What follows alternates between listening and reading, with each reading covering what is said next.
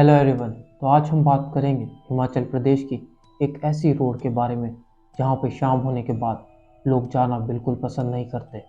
लोगों का कहना है कि सूर्यास्त के बाद जो कोई भी इस रोड से गुजरता है उसे किसी के रोने की आवाज़ आती है और साथ ही एक छोटी हाइट के इंसान का साया भी नज़र आता है।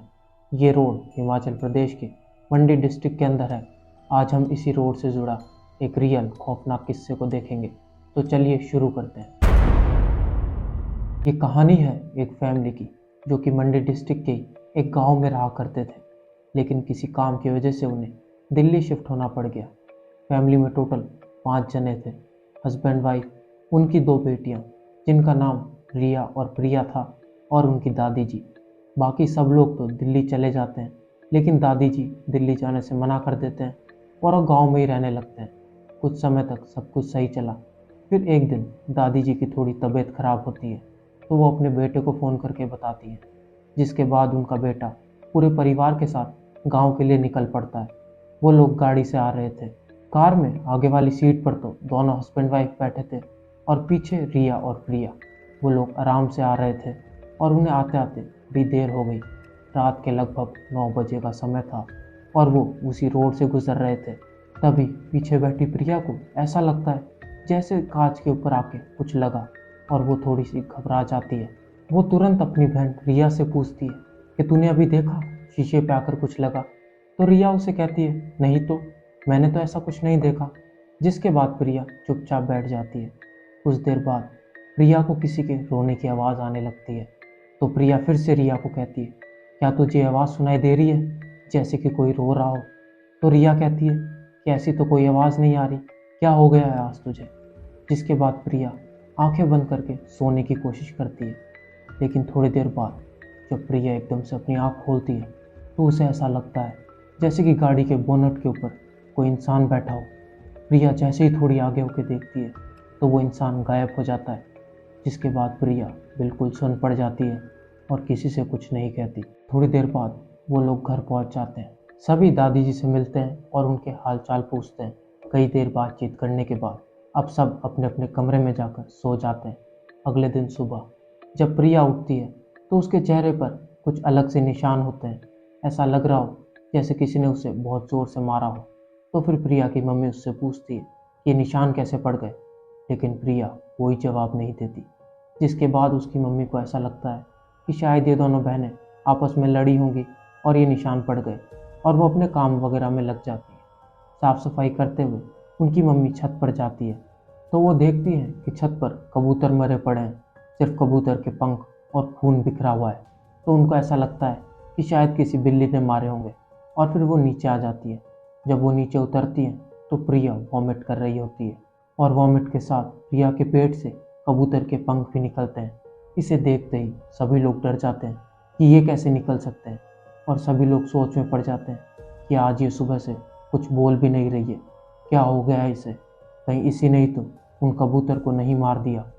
जैसे ही उनके पिताजी घर पर आते हैं, जो कि दादी जी को लेकर हॉस्पिटल गए होते हैं, तो ये लोग उन्हें पूरी बात बताते हैं। जिसके तुरंत ही बाद वो प्रिया को लेकर हॉस्पिटल पहुंच जाते हैं। डॉक्टर्स को भी कुछ समझ नहीं आता कि ये सब कैसे हो रहा है।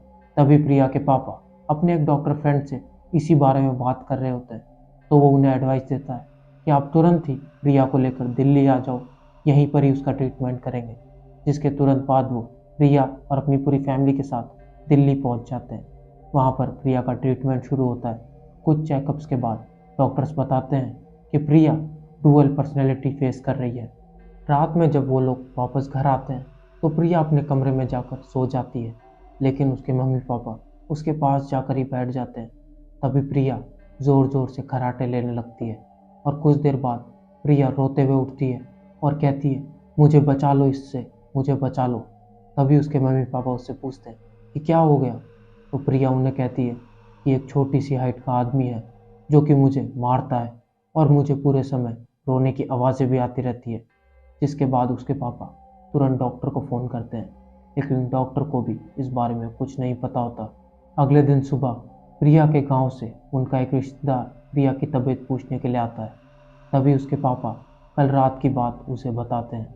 ये सुनते ही वो तुरंत कहता है कि इसे अभी के अभी गाँव लेके चलो, वहीं हो सकता है इसका इलाज। क्योंकि प्रिया कोई ऐसी अकेली नहीं है जिसके साथ ये चीज़ हुई है। ये उस रोड पर रह रहे साये की वजह से होता है। जो जो चीज़ें प्रिया के साथ हो रही है, ये उस गांव में कई सारे लोगों के साथ हो चुकी है।